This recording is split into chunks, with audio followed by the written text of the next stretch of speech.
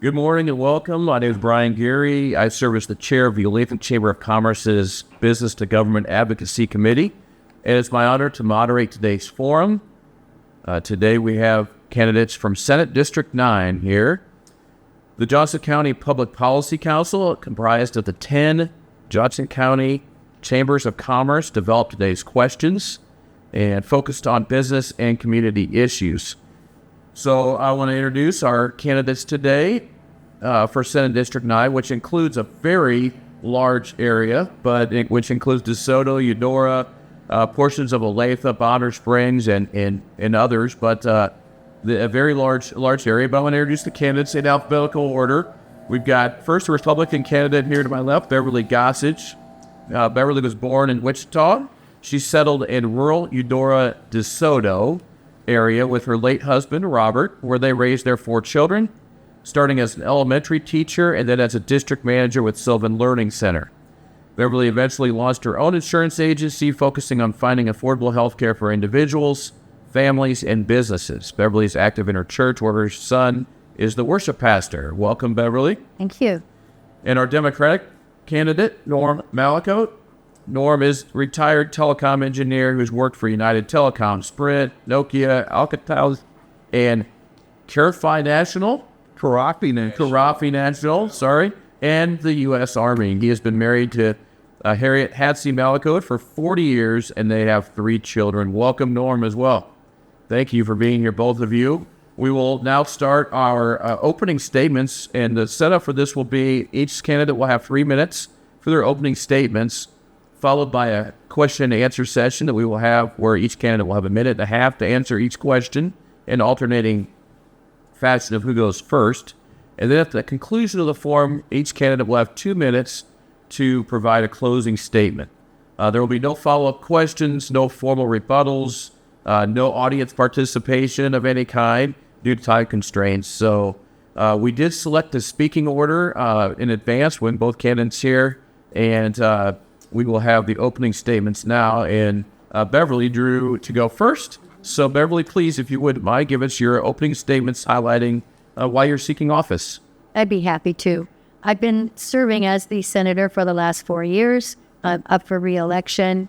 It's been an honor. It's always a new adventure when you come into something that you've never done before. One of the things that I have learned, I testified for many years, not only in Washington, D.C., but just as a concerned citizen, as well as in Topeka and other states. And so it's one thing to come and testify. It's another thing to actually sit in the chair. And what I've discovered in being a chair of several committees, I chair the Health Committee, Bethel Joint Committees, anything having to do with child welfare, foster care, homelessness, mental health, I chair all of those committees. There are several still to go yet this summer. Then also I serve on education and the judiciary committees and healthcare, obviously, that I chair, but also the insurance committee, since I am a health insurance agent for the last 20 years. What I found, too, is that it's different to translate what's going on in the legislature to necessarily people that are sitting at home and at their kitchen table. There's so much that happens on a daily basis within committees. And one thing that I can share is, as a committee chair, always have people that are coming to you that are asking to either expand government or think that government is the solution to whatever this problem may be. And I try to look for private solutions, if at all possible, and keep the cost of government down so people can keep more of their paycheck. Another thing, because I'm a former teacher and serving on the education committee, looking at the funding formulas have been very interesting process as to how schools are funded differently across the state, and that's a big part of what I do in there. Probably my favorite committee is judiciary, because I'm not an attorney, very, very different situation for me, but I love learning about what's going on, how we can change things, problems that they've had. I was appointed, 7 years ago, to serve on the KBIDS, which is the Kansas Board of Indigent Defense Services, and helping people who couldn't afford an attorney and talking to those attorneys and the difficulties that they have there. So I've learned so much and listened to so many folks, and especially walking door to door. This is a very large district, walking in Tonganoxie or Linwood or Eudora or Bonner Springs, but Olathe, of course, is right here at home, and been here the last few weeks walking. Enjoy meeting people at the door and hearing about their concerns. It's been a pleasure to be with you guys today at this forum, and I look forward to the questions. Thank you. Norm, you now have 3 minutes to present your opening statement highlighting why you're seeking office. Well, I'm seeking office because the nation is rapidly evolving. And, I am a boomer. But the bottom line is the up-and-coming generations, the Gen Z, the Gen X's, they're going to be the new leaders. They're going to be the key contributors to drive the economy. And right now, I think, Kansas is really kind of out of step generationally. Essentially, Kansas is really kind of fighting, the culture war against, where, the kids are today. And essentially, they're the ones that are going to drive the Johnson County economy, the Olathe economy. Olathe is the fastest growing, city in Kansas. Okay, and Olathe is going to be just fine, but what about the rest of Kansas? Basically, Kansas is facing depopulation. Do the kids want to be here anymore? I don't think so. And so I think Kansas needs to change. Kansas needs to compete for young talent. Kansas needs to attract new industries, and I think Governor Kelly, and her work did an excellent job of getting the Panasonic plant here. There's going to be issues there. We'll talk about those later. But nonetheless, Kansas needs to get competitive and evolve. And I don't think Kansas is. And thank you for hosting this in Florida. Thank you both. Now we'll move on to the Q&A session where each candidate will have a minute and a half to answer each question. We will alternate the speaking order back and forth. And Norm, you will go first on the first question here. What are your views on state tax policy? Please be as specific as you can. Well, state tax policy, when I'm out, canvassing, I hear the biggest complainer about property taxes, but the bottom line is that if you really look at your property tax bill, people don't really want to hold the counties, the school districts, all the local jurisdictions accountable. Essentially about 20% of your property taxes are really from the state government, and people tend to view the state as the big problem. But I think also means the voting electorate, really needs to kind of look at a bigger picture of this.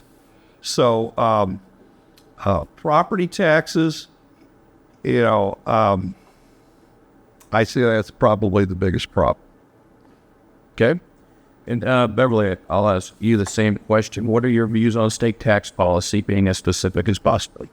I can be pretty specific in that any time that we have had a tax bill that would cut taxes to people who live in Olathe and the rest of Senate District 9, I have always voted to do that, but always voted to reduce taxes. And as was stated, it's actually only 1.5% of their tax bill, of the property tax bill, goes to the state of Kansas. So very, very little of that. And it's just a pass-through. It goes directly to our universities, our higher learning centers, in that they receive funds, and those funds are specific to building. So if they have difficulty with this building is falling down or they need to do repairs, that's what those dollars go for. What we looked at this past year was changing that and not even collecting that 1.5%, and instead having those funds coming out of the general funds. There was pushback against that, so that hasn't been done, but I would like to take all state dollars away from the property taxation. Thank you. Next question, and Beverly will answer this one first. What are your views on K-12 education funding and accessibility? Glad you asked. As a former teacher, I know that the funds never really filter down to the classroom teacher.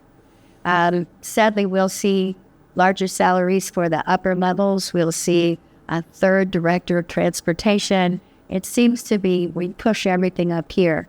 Also, in digging deep into the funding, serving on the education committee, we discovered that there's a broad variety of special education funds and how special education is funded.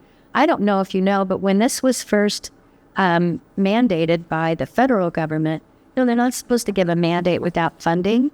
And so they were supposed to pay 40% to 60% of the costs of special education. They paid 14%. And the state is required to pick up the difference. So if the federal government was paying their portion, the state more than pays their amount. So there are districts like Olathe that get about 68% of this upfront coming from the state. And there are other districts that get 110%. So I'm like, why such a variety of who's getting what percentage here? And then there's the big discussion about, are these funds actually going for special education? And we were discovering they're not. There are funds that are not being used specifically for special education. So we're doing a deep dive into how are these funds allocated? How are these funds being used? Are they being used for those kids specifically?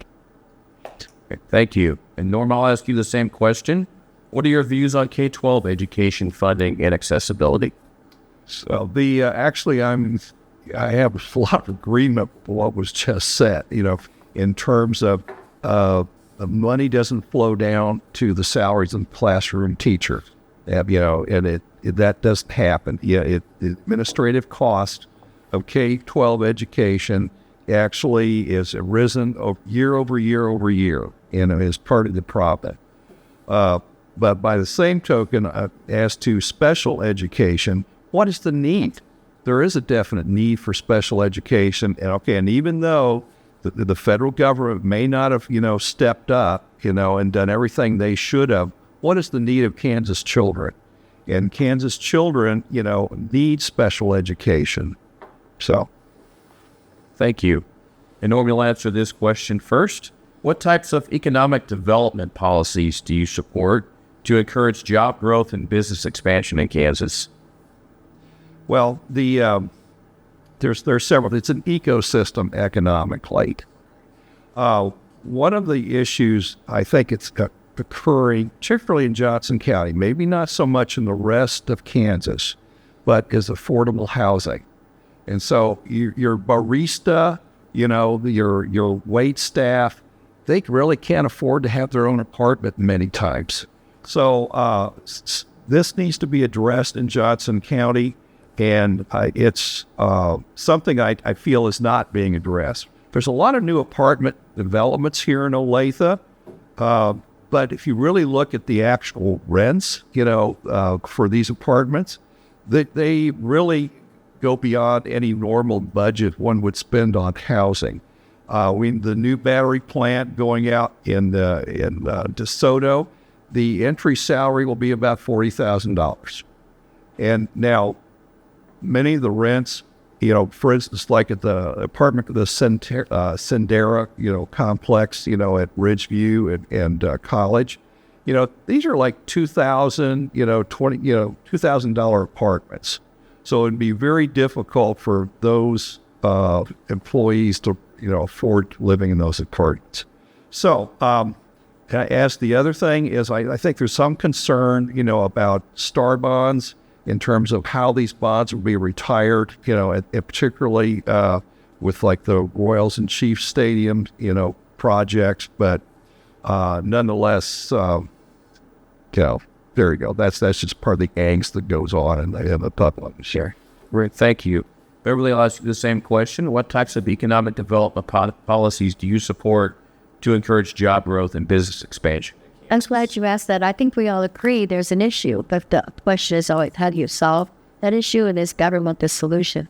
Oftentimes government's the problem. So what I've found in serving in the Senate is that people will want to bring you, if we just paid for lower income housing, or if we just did this, or if we did that. The more government spends, the more people who need to have government assistance. So we need to be very careful about that. I would rather say, let's start with, we started this last year, looking at the regulations, meeting with business contractors, meeting with builders, and finding out what are some of the red tape. I met with one gentleman who lives off of Lexington Road, and he said, I want to show you a house I built. It's right on his property. It's a huge property. Built it for someone's mother-in-law. And he goes, what do you suppose I built this house for? I could do this if government would get out of the way. It's not a matter of he's going to build an unsafe home. It's that you have to pay this fee for that, and pay this fee for this, and this fee for that. And we need to really take a hard look at all these fees that are built into these programs. And why is it costing so much for us to be able to build this? How much does it cost to hook up to a water meter, for example? All of these things have costs. My family has been in the plumbing business for 52 years. My mom and dad started Castle Plumbing in Lawrence that long ago. And they tell me some of these same stories about the regulations. So we definitely need to look at the housing issue, but we need to look at solutions that are not going to cost the taxpayer. Correct. Thank you. And Beverly, you'll have this answer first. What would you do to grow and develop the state's workforce? I'm glad you asked that. Same type of thing. We have to look at regulations. When I talk to business owners, chambers, et cetera, and as a health insurance agent, I have lots of businesses that I do their health insurance for them. So not only their senator, but their health insurance agent. And they talk about the cost of health insurance. They talk about the cost of everything, just the cost of doing business. And what is it that the government can do to make it not so difficult for them to be able to hire and be able to do business? We've heard the Panasonic plant mentioned. They're about 1.75 miles from my house. So I live just south of the Panasonic plant, and glad that we're seeing these kind of innovations that are coming in and these hirings. But then I have businesses in DeSoto that said, you know what's going to happen? As soon as they start hiring, I'm going to lose my employees. So now what are you going to do about that? Well, I can't do anything specifically about that. But what we can do is try to make it easier. For example, if you remember during COVID, we had a lot of people who were laid off temporarily and they were put on the government rolls. Many of those people are still there. So there are people that are not going back to work because they haven't needed to go back to work. We want to make sure the government is not keeping people on that should be working. And we need to review those roles all the time and make sure that's not happening. So looking at regulations and making sure that we are not keeping people from the workforce. Great, thank you. Norm, I'll ask you the same question. What would you do to grow and develop the state's workforce? Well, I kind of addressed that to begin with. A lot of it is about getting young Kansans, graduated from our university back to Kansas, and also recruiting, talent from other states. And I think part of the problem, as I said in my opening statement, is that, Kansas is perceived, rightly or wrongly, as, really not an attractive place to be. And so, therefore, a lot of the best and the brightest really don't want to come here. Okay, thank you. And Norm, you'll answer this one first. What are your views on the state's role with respect to ensuring success and affordability of post-secondary education? Well, I think that's interesting, the state's role. Well, I think one of the problems with, post-secondary education is the fact that you have to look, critically at the programs being offered. Is there really a demand for these programs? And so, like, in terms of this, get back again to, the younger generations, what are their aspirations? What do they want to be educated in? And so I think there probably needs to be some reductions in certain areas in higher education. But again, I think that needs to be a really judicious, critical look, and I'm not ready for an off-the-cuff answer for that. Okay. Beverly, I'll ask you the same question. What are your views on the state's role with respect to ensuring access and affordability to post-secondary education? First of all, we do help fund community colleges and some of our local universities, public universities.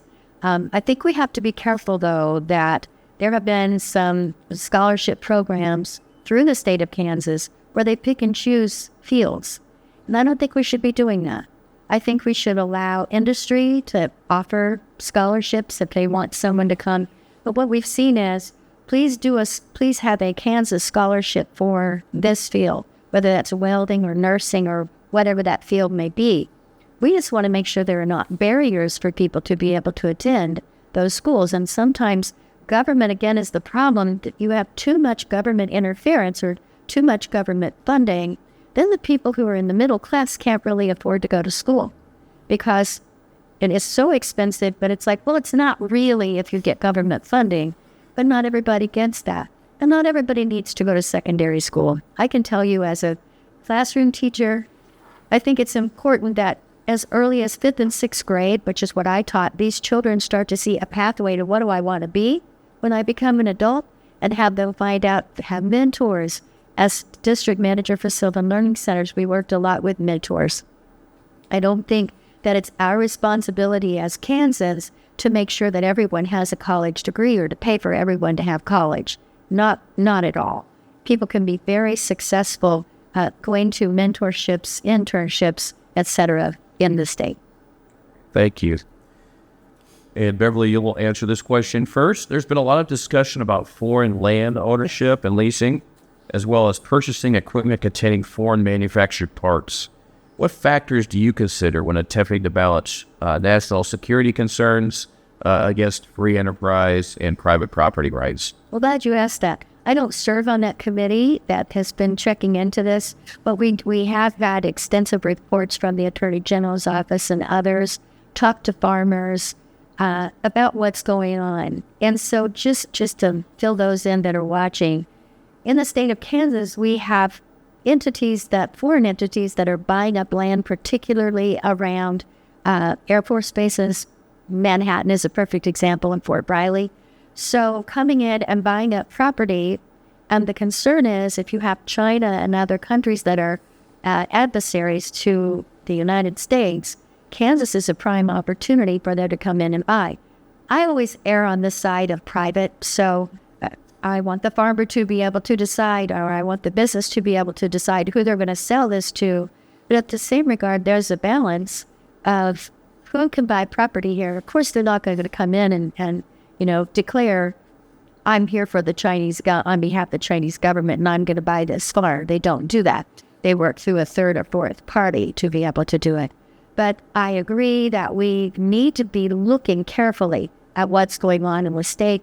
I like what the Kansas Bureau of Investigation is doing, checking into these issues and working with these farmers and letting them know we need to be careful about this. So there's always a balance of private and government. Great, thank you. Norm, I'll ask you the same question. There's been a lot of discussion about foreign land ownership and leasing, as well as purchasing equipment containing foreign manufactured parts. What factors do you consider when attempting to balance national security concerns against free enterprise and private property rights? Well, national security concerns are primarily a federal government, bailiwick. And so essentially the federal government, is overseeing this, and having the state, have their own separate, policies, I think is actually wrong. Now, right now we don't have that, to be clear, but I don't think Kansas should be having an independent foreign ownership policy, from the federal government. Now, as to the equipment, we live in a global economy. Parts are sourced from all over the world. And so I don't think it is wise, again, for the state to get involved in that. That's really a federal government issue. And also, what kind of equipment are we talking about? I was actually at an AFL-CIO, forum, and they're basically asking me about, in terms of like, the kind of the question was, when you went like a zero tolerance sort of policy, for foreign components and manufactured goods, and I say no, that's just totally unenforceable. So in that I would say in both cases, no, let the federal government lead. Kansas does not need an independent policy, and Kansas shouldn't be trying to govern farm equipment or whatever, earth-moving equipment or anything else for that. Thank you. Moving on, Norm, you'll answer this question first. What are your views on healthcare policy and Medicaid expansion? I am for Medicaid expansion, and because, for one thing, most of the funding really comes from the federal government. It is not this big budget buster for the state.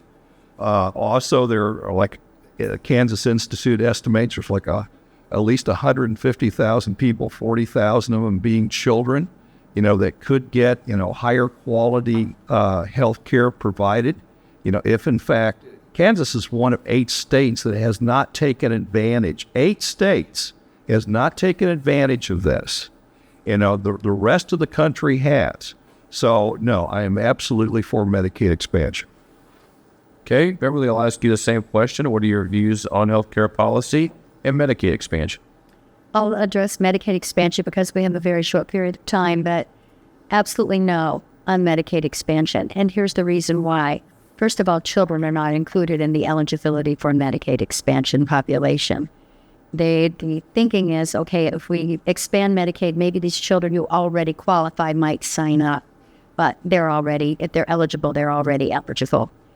So who's currently on Medicaid? Well, easy answer. It's the low-income families, low-income children, low-income pregnant women, low-income seniors, and the disabled. They currently have Medicaid. We've seen in the states that have expanded Medicaid, it's been 40 states so far, that these people are harmed. And the reason they are harmed is if you add able-bodied adults, primarily without dependents, onto Medicaid, they are now forced to go to a doctor that accepts Medicaid. We have so few doctors that do accept it that now these people who are currently on Medicaid are trying to find a doctor, and it makes it even more difficult for them. Secondly, as a health insurance agent, I help these folks that are at poverty level, up to 138% of the poverty level, all the time. Those would be the folks that would be eligible to go into Medicaid. They can get a policy with 0 premium, 0 cost to go to the doctor, $5 for a specialist, no cost for generics, no cost for mental health, on healthcare.gov right now. The minute we expand Medicaid, they're all thrown off those plans and they are forced into Medicaid. Okay, thank you. And Beverly will answer this question, our final question, with Q&A portion. How control over decision-making is divided among the state legislature and local governments, including local school boards, on issues such as taxation, economic development, education, has been a matter of debate. What are your views on this issue? I always go to local control in that these are your school board, your Johnson County commissioners, for example. All of them are elected officials. And for the state official to step on a local elected official is just wrong. And so I go to, it's very simple, to local. I've had people say, like, this Board of Education did this. I need you to come and you guys need to do something about it. That's not my place as a state legislator, as a state senator, to come in and tell your board what they should do about library policy or anything else. I can listen and I can share with the board, my board member, of what I've been hearing. And, maybe that's helpful, but it's not our place to come in and tell a Board of Education what they need to do. Okay. Norm, I'll ask you the same question. How control over decision-making is divided among the state legislature and local governments and local school boards on issues such as taxation, economic development, and education has been a matter of debate. What are your views on this issue? Well, I tend to agree with local control is better. Now, we're talking about education, though. We do have a state board of education, so they do have oversight. So, again, are we talking about the state board of education having oversight, or are we talking about the legislature? Now, I agree, with Beverly. No, it's really the state legislature should have more hands off and let the local, boards of education do their job. Good. Thank you. And that concludes our question and answer session. We'll move on to closing statements by both candidates. You'll each have 2 minutes to present your closing statements, and please make sure you highlight what most distinguishes you from your opponent. And Norm, you will go first in the closing statement section. Well, I'll be brief. Again, I'm going to go back to my opening statement. I think Kansas, needs to evolve. This country is generationally evolving, and really we need to be listening more to the younger citizens of this country and the younger Kansans. And I don't think we're really doing that. And also, Kansas is facing depopulation. We're not a growing state. We're shrinking. And so even though Johnson County is this anomaly, and Johnson County's doing great, Olathe is doing great, but the rest of the Kansas isn't necessarily healthy, and we as, a state legislature really need to be looking at that, And so that's what I would say is that Kansas really needs some change. Thank you. Beverly, I will give you 2 minutes to present your closing statement, making sure to please highlight what distinguishes you from your opponent. Thank you. First of all, it's a pleasure to be at this forum, and thank you to the Olathe Chamber and the other chambers who coordinated this.